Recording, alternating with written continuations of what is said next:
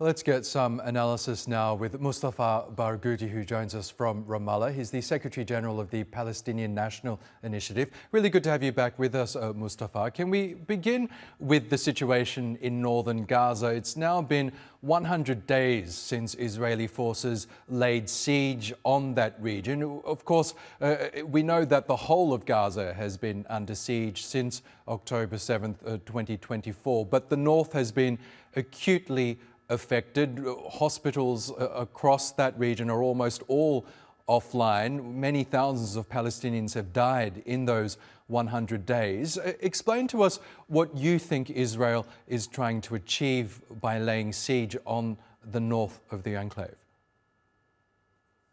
Israel was trying to achieve full and total military control of the north and to ethnically cleanse all the population of the northern part of Gaza, which means 4 major cities with more than maybe 400,000 people. They've managed to erase to the ground 4 cities, actually. The city of Beit Hanun, Jabalia refugee camp, which is the largest camp in Gaza, as well as, of course, Beit Lahia.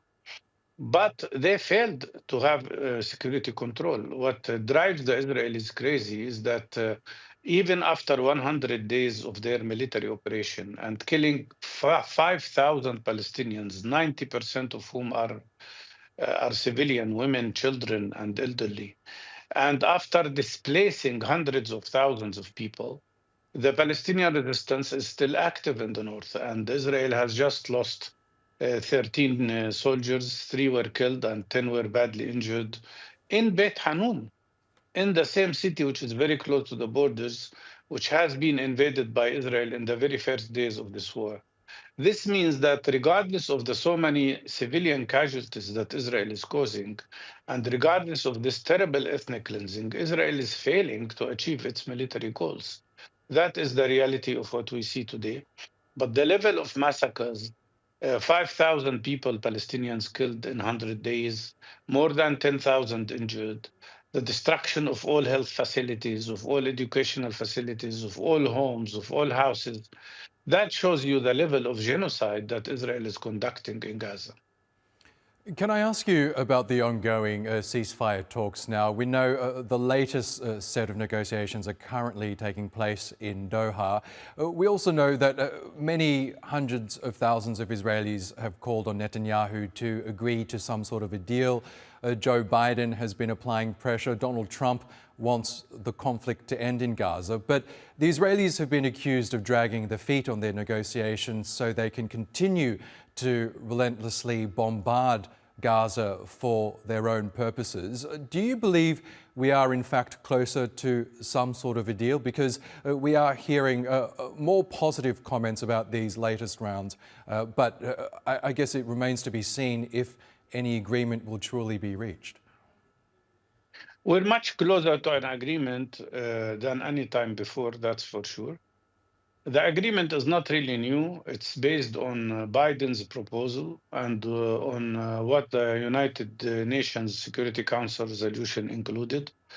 And it has been agreed about before. I mean, it was Netanyahu and his Israeli government that blocked it.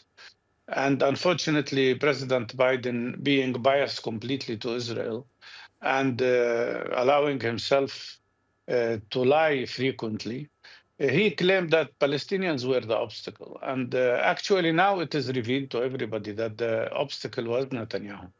So unless Netanyahu does something to undermine this agreement, we're just about to get there.